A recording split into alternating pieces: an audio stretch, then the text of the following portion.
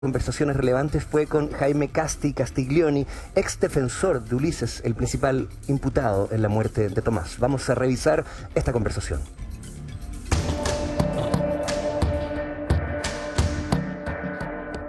Cuando asumimos su defensa, no obstante lo horrible que él reconoció de este hecho ilícito, creo que mostró un arrepentimiento, pero se daba cuenta, creo que lo dije en su momento, se daba cuenta que ya no había nada que hacer. Ni siquiera él entendía que pedir perdón era una solución a un hecho tan grave. Pero desde sí debo decir que era un joven a ese momento, que tenía una irreprochable conducta anterior, colaboró en forma calificada en la investigación, el esclarecimiento del hecho, toda vez que dio todos los detalles respecto de los cuales, en la cual participó.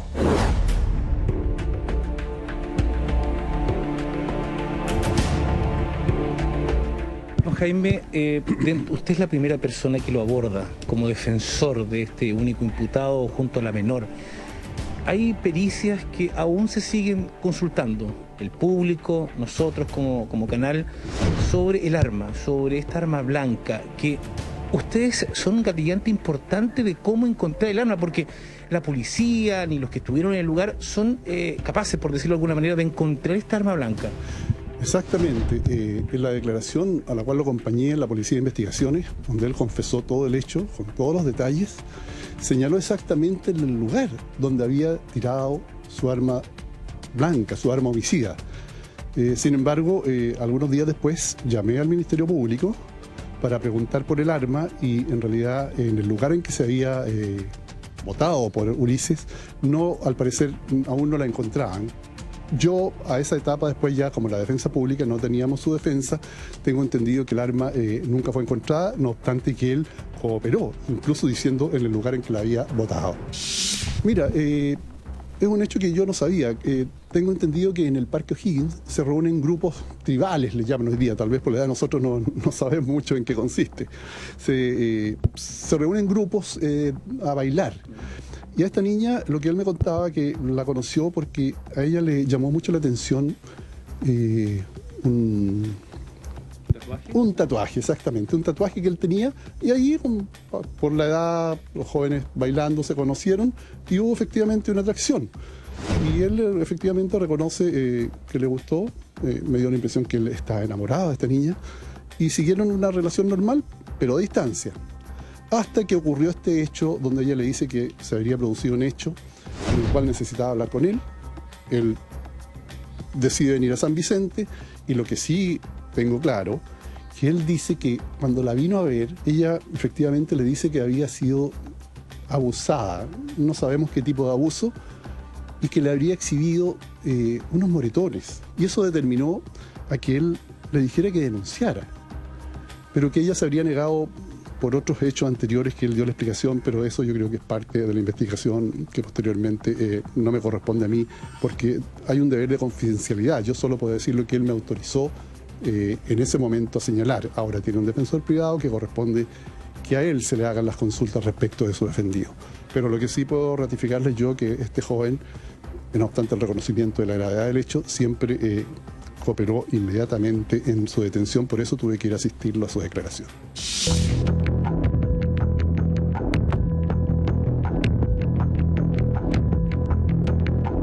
¿Cómo conocía este lugar, este puente, este sitio Eriazo?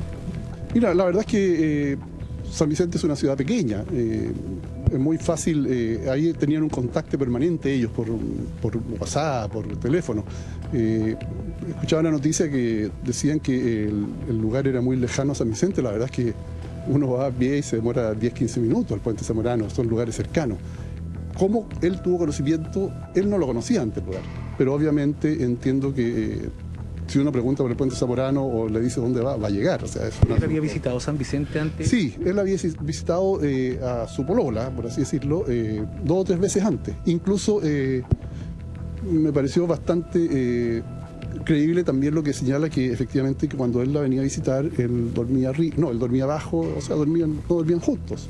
O sea, una relación bastante aparentemente normal. Ahora, ¿dónde sale después de cometer el hecho? ¿Dónde se refugia antes que lo pille la policía? Él se va a su casa. Él se va a Buin, ahí se se deshace del arma, se deshace de la ropa, del teléfono. El teléfono, no recuerdo, también lo botó, pero no recuerdo si fue hallado o no, si fue incautado por la policía. Pero él señaló exactamente en su operación dónde estaba el arma, dónde estaba el teléfono, todo para que se aclarara en forma sustancial la investigación por parte de la policía. Defensores tienen una ideología muy especial, sin duda, y toda la experiencia que manejan ustedes. ¿Qué habrá pasado con estas 300 y algo puñaladas que mencionan? ¿Cuál es la hipótesis de usted como defensor? ¿Son así tal las 300 puñaladas o puede asimilarse a otra cosa? Mira, hasta donde yo pude participar en la defensa del imputado, solo tuve acceso no al informe de autopsia definitivo, sino a una autopsia preliminar, que le llaman. Efectivamente, las heridas eran bastantes, pero por lo que yo pude apreciar, me da la impresión que no todas las heridas eran de la agresión que sufrió este joven scout.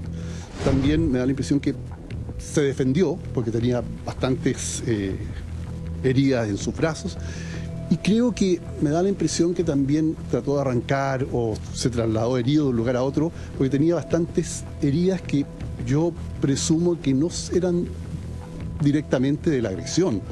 Pienso que son de producto de zarzamora, porque son rasguños. Entonces el informe pericial se hacía referencia a la totalidad de heridas, pero no necesariamente pienso que las heridas todas eran de un apuñalamiento, por así decirlo. Dentro de este testimonio, usted pide exámenes psiquiátricos. ¿Hay alguna pericia que se realizó dentro de estos 3 meses que usted estuvo a cargo de su defensoría? La verdad es que no lo sé si la pericia se hizo. Yo como defensor, en la visita de cárcel que le hice a Ulises, le consulté si estaba dispuesto a someterse a una pericia psiquiátrica por parte de la Defensoría Penal Pública con un psiquiatra, y él me accedió que sí, que estaba dispuesto a que le hicieran esa pericia. No recuerdo, esto fue el 19, creo que la alcancé a solicitar, pero posteriormente ya contrataron su propio abogado de confianza, por lo tanto no supe, por la Defensoría no se hizo esa pericia. Puede que el defensor privado le haya solicitado alguna pericia en beneficio de su estrategia de defensa. Cuando llega él acá a San Vicente de Tahuatahua, ¿cómo se desarrolla toda esta unión, esta junta con la imputada, de llegar al lugar? ¿Cómo se triangula toda esta junta con Tomás? La verdad es que todo dirigido o concertado a través de WhatsApp. No, esa es la información que teníamos. Todo eso yo siempre dije, de acuerdo a la declaración de él, este fue un hecho concertado, ambas voluntades coincidieron en un determinado fin. Y esa es la versión que tenía mi defendido, y eso fue lo que me autorizó señalar y que no tenía ningún problema en que se publicara. No, él no manifiesta si en el momento que llegaba Tomás al lugar estaba refugiado, estaba escondido en algún lugar, porque no se ve en ninguna parte con las cámaras. No hace referencia, solo señala que lo esperó en el lugar indicado, en el lugar donde habían quedado de acuerdo. Bueno, y esa es la entrevista de Juan Pablo con el ex defensor de Ulises. Ahora, es importante también el poder escuchar lo que fueron las palabras de Ulises ayer, justamente en el juicio. Estos son los elementos. Señala él y dice: comencé a insultarlo a Tomás y teniendo el cuchillo en la manga derecha de mi polerón, decido atacarlo directamente. Debo aclarar que cuando ataqué a Tomás tenía puesto en ambas manos guantes. He aquí un antecedente importante: guantes de látex blanco, a propósito justamente de premeditación. Este trató de salir corriendo, mientras que la menor imputada, o en estos momentos la posible coautora, hizo lo mismo, pero Tomás se encerró en las zarzamoras instantes en que comencé a agredirlo. Es lo que señala Ulises, quien siempre, verdad, ha estado bastante dispuesto a prestar testimonio en una actitud colaborativa, según su defensor. Vamos con Rodrigo Marcos Quezada, a quien le damos justamente la bienvenida como criminalista y presidente del Colegio de Criminalistas de Chile. Gracias, Rodrigo, por estar con nosotros. ¿Qué haces de estas declaraciones? ¿Qué desprendes de ellas? Estás no muteado en este caso, tenemos que activar el micrófono de nuestro experto criminalista. ¿Ahora sí? ¿Se escucha? Perfecto. Ok. Precisamente van a ser importantes para el proceso. Acá la dinámica del hecho va a ser esencial para determinar cómo se van a configurar precisamente las agravantes. Y tal como tú mencionabas, el hecho de que mencionaba de que él ya llevaba guantes, de que llevaba un arma, también se desprende de que llevaba incluso una muda de ropa. eso te habla precisamente de que hubo una premeditación para cometer el delito. Así que en ese sentido es bastante importante la dinámica. También él refiere la participación que tuvo la coimputada en el hecho, señalando incluso en un momento ella trató de escapar, pero ahí es precisamente con la declaración de él contrastada versus la evidencia física que se encuentra principalmente de las lesiones y los hallazgos que hubo en el cuerpo del joven, es que se va a poder determinar en cierto grado cuál fue la dinámica del hecho. De hecho, Rodrigo, el testimonio de Ulises habla, no apareció ahora en pantalla, pero en la nota sí, de que cuando él siguió agrediendo a Tomás, la imputada se encontraba también a 2 metros de distancia. No huyó, sino que se mantuvo en ese lugar. Claro, ese va a ser un antecedente importante porque es la presencia en ese sentido de la imputada la que explica también por qué se llega a ese hecho, cuál fue la motivación, cómo es que llega a estar esta persona que ni siquiera vivía en la región a encontrarse en ese lugar para cometer este hecho, como ya se dijo, con ciertos antecedentes que podrían dar cuenta de una premeditación. Vamos a revisar el texto de Ulises Labrín, el principal imputado en esta oportunidad, confeso del crimen. Cuando yo estaba agrediendo a Tomás, la menor imputada se encontraba a 2 metros de ahí. Creo que no lo lograba ver por toda la cantidad y altura de los arbustos. Y continúa, pero sí escuchaba todo lo que pasaba. Luego, y en el mismo lugar, en presencia de la menor imputada, me cambié de ropa por la que traía en la mochila. Puede ser, Rodrigo, que ella no haya tenido la visión, pero si estás a 2 metros, hay que imaginarse la situación, podía entender absolutamente lo que estaba pasando, ¿o no? Por supuesto, de hecho él mismo menciona que escuchaba. A 2 metros uno puede escuchar perfectamente. Hay que ver precisamente cuáles son las características de la vegetación para estar en una distancia que es bastante corta, que es de 2 metros, claro. El no poder ver nada. Pero Rodrigo, ¿qué pasa con la defensa? ¿Qué pasa con, por favor, acercarse y auxiliarlo durante el ataque, pero después, luego del ataque? Porque si ve que esta persona, Ulises, se cambia de ropa, se van y abandona a Tomás ahí, también es un punto importante en la investigación, ¿o no? Por supuesto, porque ahí da cuenta de que ella no hizo ninguna opción para ayudarlo, ni tampoco para denunciar el hecho, si es que precisamente hubiese querido haber intervenido o haber ayudado de alguna forma. No hay ningún antecedente al respecto. Rodrigo, el abogado, el ex abogado defensor de Ulises, habla y dice: ambos imputados estaban totalmente de acuerdo según la declaración de Ulises. En términos jurídicos, ¿cuánto peso tiene la declaración de un imputado confeso? Bueno, tiene peso. El tema es que la declaración nunca va a ser suficiente, ni la confesión va a ser suficiente. Todo se tiene que probar y se tiene que ser contrastado con otro tipo de pruebas que haya, ya sea testimoniales, periciales o elementos materiales de algún tipo, para darle algún peso a esta confesión. O sea, la confesión por sí sola no tiene tanto valor en medida que sí sea corroborada con los otros hechos de la investigación. Rodrigo, imaginemos el siguiente escenario. Me pongo, ¿verdad?, en la situación del abogado de la menor imputada, que está acusada de una suerte de orquestación. Entonces, ¿es posible, hago la pregunta, de que lo que ella haya querido es una suerte de duelo entre estos dos, por eso la planificación, pero sin prever la consecuencia de muerte? Yo creo que habría sido bastante difícil pensar en esa situación casi romántica de parte de ella. A mí se me hace bastante poco creíble esa versión. Tengo entendido, Margarita quería acotar al respecto. Por favor, Margarita Rojo, no te habíamos saludado, apareces en pantalla también. Hola, buenos días. Gracias, Rodrigo. Sí, justamente estaba escuchando lo que dice Rodrigo y en relación a lo que nosotros hemos hablado en estos días, estamos hablando de que la joven imputada es una persona conocida, de hecho lo relataban recién las personas que ustedes entrevistaron, era una persona muy conocida, por lo tanto, más dolor, más falta de empatía, más decepción, más frialdad emocional, más humillación, más falta de remordimiento. ¿Por qué? Porque fíjense que acá el imputado dice que ella presenció los hechos, aun cuando no le queda claro si los vio, pero sí, ahí se reconoce que era un acto dirigido, era un acto concertado, que estaba determinado para cierto fin y que ese fin se logró. Ahora yo creo que eso es lo que dijo Rodrigo ahora es muy relevante, es decir, pese, ¿qué más claro rasgo de ella? Pese a que ella habría escuchado, ¿no es cierto? Habría escuchado, ella no pidió ayuda, no intentó ayudar, no hubo ningún comportamiento que denotara el arrepentimiento, que es lo que estábamos hablando en el caso del otro imputado.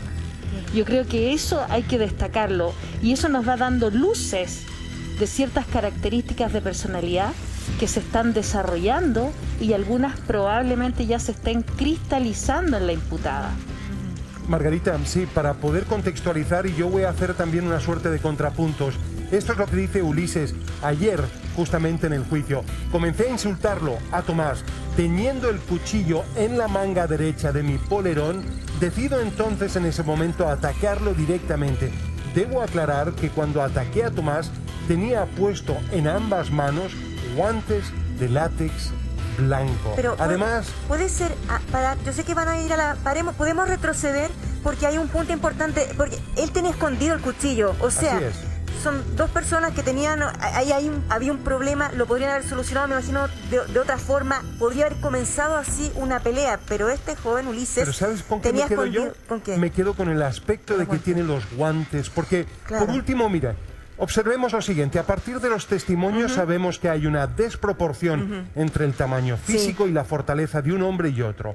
Convengamos que puede haber sido una suerte de duelo, que esta chica, en una actitud veleidosa, orgullosa, cita a dos hombres para que puedan efectivamente pero para chocar Tomás, entre sí. de pronto no un duelo, sí una discusión, sí arreglar las cosas. Las pero, cuentas. claro, pero yo pienso que si hubiera visto el cuchillo, podría haber huido, pero Es que a eso lo apunto. tenía escondido. Ulises, en esa desproporción que hay de tamaño, va con un cuchillo, pero supongamos, Margarita, y aquí estas son las hipótesis que en estos momentos están hablando, supongamos que la menor imputada no sabía de eso. Pero ¿y por qué los guantes de látex? Esa es la interrogante. Margarita, ¿por qué la muda de ropa? Claro, todas esas preguntas de alguna forma responden a que la hipótesis que se plantea la defensa, particularmente de la imputada, se caiga. ¿Me entiendes? Porque estos elementos que tú estás mencionando, Amaro, le sirven a un investigador para sostener una hipótesis o para descartar otra. Y en este caso no se sostiene lo que ellos están planteando, porque fíjate que inclusive en una de las declaraciones, y esa declaración, fíjate que habría que aclararlo también, Amaro, porque entiendo que en el juicio está todo hermético, entiendo que eso es una declaración policial.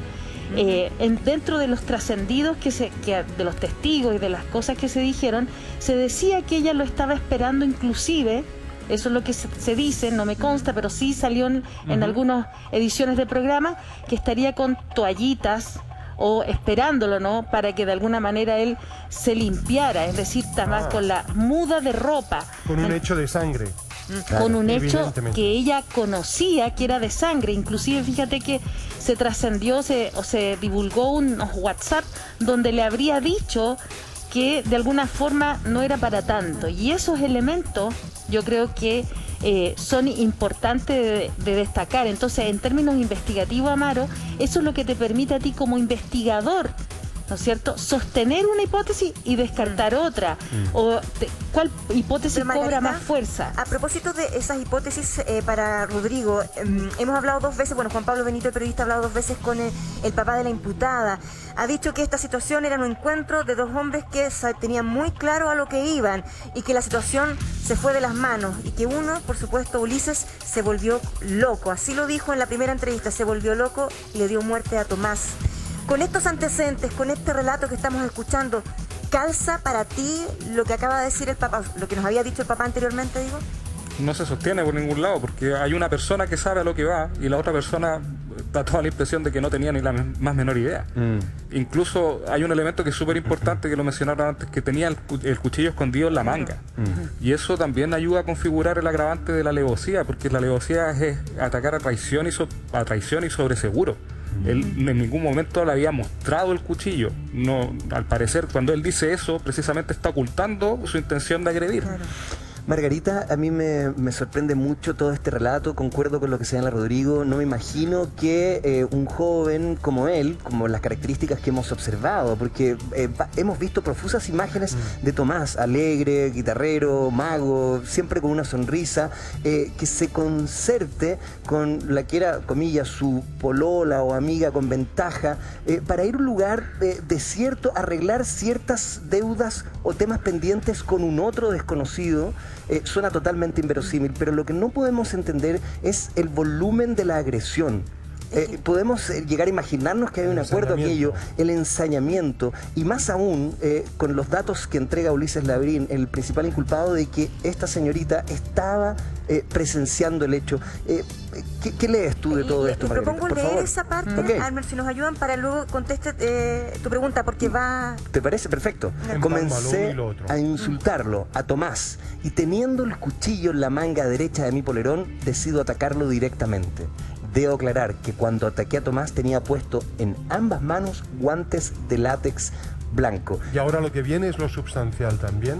Este trató de salir corriendo, mientras que la menor imputada hizo lo mismo, pero Tomás se encerró en las zarzamoras instantes en que comencé a agredirlo. ¿Qué lees de este cuadro, Margarita? Bueno, ahí lo que hemos visto, o sea, en esta declaración que él hace, una de las cosas que queda claro es que efectivamente ellos se concertaron, hay un objetivo, un fin, y que hay de alguna manera, hay un acuerdo. Además también, fíjate que lo que tú mencionabas, el perfil de la víctima es un perfil de una persona alegre, feliz de lo que estaban contando. Y fíjate que es una persona que inclusive va confiada a esa reunión. No va con actitud, inclusive los testigos que lo vieron decían que lo saludaron, o sea, él no se veía nervioso, no se mostraba preocupado, él iba tranquilo. Y recordemos que también fue a plena luz del día, es decir, ¿no es cierto?, a mitad del día, entre las 2 y la 1 de la tarde, entiendo. Entonces estamos hablando de que probablemente toda esa cita no haya sido algo de lo que finalmente terminó. Podríamos pensar que también hubo el engaño, ¿no? Acá no se descarta el engaño porque él fue realmente confiado, tranquilo. Y lo otro que se ve en esa declaración es que efectivamente quien tenía pleno conocimiento de todo lo que estaba ocurriendo es la otra imputada. Eso es lo que dice Ulises, y además quiero recordar lo que decía el abogado defensor que tuvo en un primer momento, que él prestó ayuda. ¿Qué significa eso? Que él cooperó para que se estableciera cómo se habría cometido el crimen. Margarita, a propósito de eso, ¿cómo se concerta entonces esta conversación, este encuentro en San Vicente? Acá también lo narra Ulises. Así es, y lo que señala es: me quedé en un paradero a las afueras del supermercado Líder.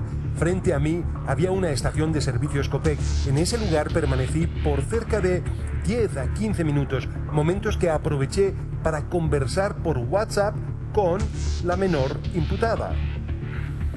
Además dice, indicándole que ya estaba en San Vicente, a lo que ella manifestó que no podía salir de su casa porque aún estaba con su mamá, dándome indicaciones.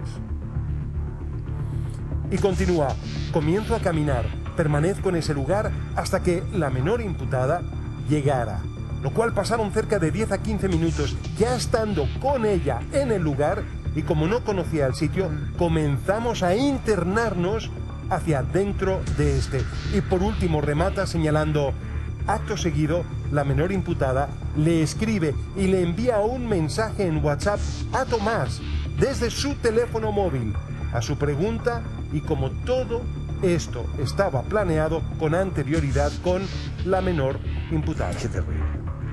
Dice. ¿Continúa? ¿Continúa? ¿Quieres continuar? Bueno, la mañana del sábado, cuando nos juntamos en el puente, la menor imputada ya le había enviado unos mensajes a Tomás para que fuera al sector de Rigo, lugar que ella misma había propuesto. Estas son las declaraciones de Ulises. La menor podía tener declaraciones totalmente distintas. ¿Cómo llegar a un punto en que se encajen para ti, Rodrigo, las dos declaraciones? Puede ser una versión contra la otra versión. Finalmente, ¿a quién se le cree? ¿Quién dice la verdad? Bueno, hay varios criterios para evaluar la información. Aquí yo creo que son relevantes los criterios de coherencia. Ya. Uno puede decir cualquier cosa, pero la información que se presente tiene que ser coherente. Y lo que está diciendo el imputado, por lo que vemos en sus declaraciones, parece ser una versión que tiene bastante coherencia, porque explica muchas situaciones que tienen sentido lógico. Él no era del lugar, por lo tanto, él no eligió el lugar, lo eligió ella. Ella lo citó al lugar y le dio instrucciones. Y eso es coherente porque precisamente la mayor motivación posible o plausible sería de parte de ella, no de él. Pero Rodrigo, un punto, por ejemplo, si él dice que la vio a ella mandar un mensaje y realmente Tomás recibió un mensaje, si coinciden exactamente por los teléfonos celulares en el horario, Claro. esto le daría veracidad a las aparte de las declaraciones de Ulises, ¿o no? Absolutamente. Y no solo eso, los teléfonos celulares se pueden geolocalizar también. Entonces, a partir de la información registrada en las antenas, a través de métodos que pueden ser de triangulación o multilateralización, uno puede determinar el área geográfica en que se encontraba el teléfono al momento de hacer ese envío de comunicación por WhatsApp. Eso también es otro elemento que ayuda, en el fondo, a determinar la dinámica del hecho. Una cosa que dijo el abogado, habló de que Ulises le comentó que eran pareja, que eran pololos, y que de hecho se quedaba a alojar en habitaciones distintas en la casa. Pero tomo también las palabras del papá, que le comentó en la entrevista a Juan Pablo Benito, que él no tenía idea de Que esto. entiendo que el papá no vivía. Pero iba todas las tardes a tomar once. Claro. Margarita, ¿tú manejas algún detalle acerca de aquello? Porque las versiones o los dichos del padre de la imputada son bastante contradictorias con todo lo que hemos escuchado. Claro, Sergio, hemos escuchado versiones contradictorias en cuanto a la crianza de la imputada, porque otra testigo de oídas también y que estuvo en otro canal de televisión señalaba que la imputada estuvo en algún momento internada. También señalaba que era poca la frecuencia que tendría con la figura paterna. Discúlpeme, ¿internada bajo qué contexto? En un contexto me da la impresión, por lo que se escuchó de esa testigo que dijo, probablemente en el colegio, no nada que tenga que ver con temas acciones, con un tema psiquiátrico, con un tema del Sename, por ejemplo. Sino eso es lo que se trascendió de lo que decía otra testigo de oída. Y fíjate que me gustaría también retomar y reforzar un poco lo que planteó Rodrigo, porque en realidad justamente lo que él decía permite, dentro de la criminodinámica, establecer los hechos, ¿no? Porque lo que él decía, la coherencia claramente del imputado permite establecer esos elementos, las máximas de la experiencia y los principios de la lógica, ¿ya? O sea, ¿quién conocía el lugar? Que es lo que planteamos nosotros. ¿Quién conocía el lugar? Era una de los imputados, en este caso la imputada. Y fíjate, ¿quién mandó el mensaje? Porque eso también se estableció para que se reunieran, también fue la imputada. Entonces la teoría, ¿no?, de que, recuerden que el padre también planteó en la entrevista que ustedes realizaron en el canal, planteaba que su hija era absolutamente inocente. Y la verdad es que todos los elementos que estamos viendo de lo que habría ocurrido dentro de la criminodinámica no permite descartar su participación. Margarita, de hecho dijo que no pensaba que ella podría concertar esta reunión, lo descartaba absolutamente. Y si se puso en el supuesto, dijo, bueno, y si es que hubiera sido así, aunque no lo creía, le entrega toda la responsabilidad al mayor de edad. Rodrigo Marcos, ¿qué piensas tú? Porque finalmente la niña tenía 14 años y el joven 21 años. ¿Te hace sentido o no? Lo que pasa es que, tal como mencionaba Margarita, todo indica que las versiones que ha tratado de dar el padre de la imputada para tratar de explicar lo sucedido no se sostienen en base a la información que está en el caso. No, como decía yo, hay un tema de coherencia interna y externa de cómo se está presentando la información, y esa versión de que ella no conocía o no sabía no es coherente, porque suponiendo en el caso de que ella precisamente no sabía y que esto fue una situación netamente de parte del otro imputado, la reacción tampoco se condice. O sea, nunca intentó ayudar, nunca denunció, nunca hizo ninguna acción que pudiese haber impedido este tema. Entonces la reacción de ella no habría tenido ninguna lógica siguiendo la versión que da el padre. Hay un aspecto que antes quisiera tocar, que es justamente verdad. A ver, quiero compartir con ustedes también unos WhatsApp que vamos a estar viendo, porque pensamos que eso puede ser verdad, una información muy importante para esta conversación y justamente son unos WhatsApps y unos intercambios entre los imputados. Veamos. Sí, en cualquier minuto. Ahí está. Dice. Ya, ok. Yo hago la imputada. Tú haces a Tomás, Amaro. ¿Irás?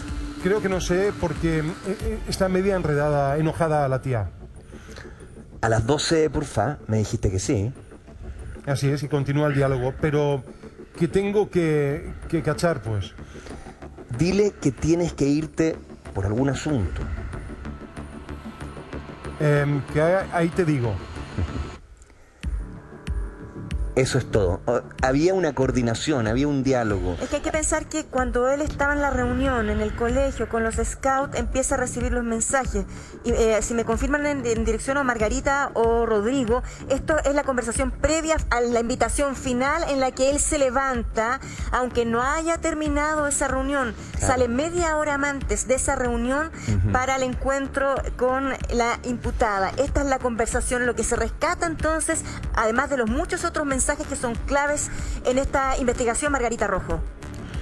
Bueno, entendemos, Tonka, que efectivamente sería la conversación que se trascendió previa, ¿no? Y justamente ahí hablan de la hora y además de alguna forma estamos hablando ahí que la imputada le dices que tienes que ir, ¿no? O sea, me lo prometiste, hay un compromiso previo, por lo tanto no podemos descartar que esto ya se había hablado entre la imputada y la víctima. Justamente, Margarita, eso es lo que, porque esta es la clave, aquí está, en el inicio de la conversación, que es lo que señalas tú. Claro. En la pregunta primera, cuando ella pregunta y dice, ¿irás? Es decir, la consumación justamente de una conversación previa y un pacto. Tengo una duda súper... Me dijiste que sí. O sea, exacto, como bien dice Margarita, había un compromiso y está la intención y la presión para que se honre ese compromiso. Quiero que conversemos un poco acerca del motivo, esta supuesta venganza. Hay que recoger las palabras del abogado, del ex abogado defensor de Ulises, quien señala que él no puede entrar en materias relacionadas a este supuesto abuso, que dice ahí hay un tema en el cual él no quiere profundizar y que señala que existe hoy día un defensor que está asignado para la imputada, que solo él podría abrir esa ventana. Pero Sergio, ¿me permites el alcance? Por favor. No sé si hacia allá apuntas y es, ok, si no llega a haber un abuso, ¿cuál sería entonces el móvil? Ahí está la idea que nos pone a la imputada como la creadora de un escenario en la cual convence a Ulises de ser parte de esta supuesta venganza. Claro. Bueno. Rodrigo, ¿qué podría llegar a terminar en un ajuste de cuentas con tantas puñaladas, con un crimen tan terrible y con el fallecimiento de un joven como Tomás? ¿Te hace sentido esto? ¿Piensas que tiene que abrirse aún más la investigación? ¿Podría haber un tercero incluso involucrado, como se ha rumoreado en los días anteriores? Bueno, yo no sé si Margarita va a concordar conmigo, pero en los casos en que hay homicidios y que hay un ensañamiento, hay este nivel de... Se hablaba de que había más de 100 lesiones cortopunzantes. Más de 300. Más de 300, imagínate. Eso habla de que hay una carga emocional detrás bastante importante. Entonces, en ese sentido sí tal vez encajaría que por lo menos el autor material creía o tenía la motivación de que tal vez estaba actuando en vindicación de la víctima por algún, no sé, celo a la justicia o de ese modo, por lo menos, porque eso da cuenta de una carga emocional. Más allá de que si el hecho fue cierto o no, es obviamente una cosa que se va a tener que determinar en base a la investigación. No sé qué opina Margarita. Sí, bueno, yo creo, Rodrigo, estoy de acuerdo contigo. De hecho, fíjate que lo planteamos, hay una emoción acá de odio, ¿no? Son bajas pasiones. Y fíjate que además también quería comentar el elemento esencial, que es la coartada o de alguna manera tratar de disminuir alguna responsabilidad, ¿no? Intentando una ganancia secundaria, que yo lo lamento, utilizar el abuso sexual para estos fines. Lo lamento porque efectivamente hay víctimas y muchas veces esto se va de alguna manera desvirtuando. ¿Y por qué lo digo? Porque una persona, desde la experiencia que he tenido, que supuestamente ha sido abusada por otra, la verdad de las cosas es que esa persona no quiere verlo, no quiere juntarse, no quiere tener una relación, ni tampoco adquiere una relación de tanta confianza, de tanta soltura. Y ahí en ese mensaje por WhatsApp se está dando cuenta de que hubo una concertación previa, ¿no? Claro. No hay testigos, al menos de los compañeros de curso del colegio, que hayan dicho que había una situación donde habrían tenido algún problema. Además, los jóvenes entre ellos siempre saben, hay trascendido. Entonces, esos elementos no permiten plantear esa otra situación. Pero, Margarita, y por lo demás no hubo denuncia, que eso es lo más esencial. Además también, mira, vamos a observar el mensaje, pero además quiero dejarte establecido otra cosa que habíamos conversado. Una persona que ha sido vejada sexualmente, tampoco después se hace presente en el funeral de una manera muy llamativa, lamentando la muerte de su victimario. De eso podremos conversar, pero efectivamente aquí la imputada Tonka... Si quieres leerlo tú completo Muy para bien. que se entienda Cagué bien. por tu culpa, si yo me voy dentro, tú igual. Imputada, tú me obligaste a esto. Seguimos. Imputada, nunca pensé que lo apuñalarías tanto. Ok, aquí está hablando Aquí hay una con palabra que Ulises. es determinante. Aquí cambiamos el personaje. Efectivamente. Esta es la conversación con Ulises. Y el imputado le dice, amor, no me digas eso. Aquí es donde nos volvemos lejos. Y continúa, mejor llámame a este número. Y la imputada, ¿De verdad? Si hoy me pillan, diré todo. Y tú vas a ser quien se irá preso por celos y todo. te violentó sexualmente, dice el imputado. Tampoco es que le hicieras tanto daño al cuerpo. Wow. Tú me amenazaste, ten en cuenta eso. Qué Qué fuerte, impactante, Sí. Margarita, Rodrigo, tener acceso a esta conversación. Estamos hablando de jóvenes, una niña de 14 años. 14 años de edad. Uno queda, y el chico tiene 21, tenía 21 años en ese entonces. Es impactante, Margarita. Ay, vamos uno a uno y tú, vamos de... Pero mira, por favor, Sí. detengamos un segundo. Sí, Nunca pensé, porque ahí hay un aspecto, ¿verdad?, que es importante. Paso a paso y podemos hacer hincapié. Nos detienen cuando hayan aspectos que son, a su juicio, medulares. Cagué por tu culpa. Si yo me voy dentro, tú igual. Imputada continúa. Tú me obligaste a esto. Imputada continúa. Nunca pensé que lo apuñalarías tanto. Margarita, esa frase, nunca pensé que lo apuñalarías tanto. Esa frase da cuenta de que claramente sabía que lo iba a apuñalar. Pero no ¿ya? tanto. Pero no tanto, no tanto, Qué feo. dice. Pero ¿no? me desconcierta esto. Tú me obligaste a esto. Explíqueme este aspecto. Explíqueme esto porque esto no me cuadra. Lo que pasa es que nosotros entendemos también, Amaro, que hay conversaciones entre ellos. Recuerda que también ellos se llaman por teléfono y dicen, amor, no me digas eso. O sea, deben haber hablado algunas cosas.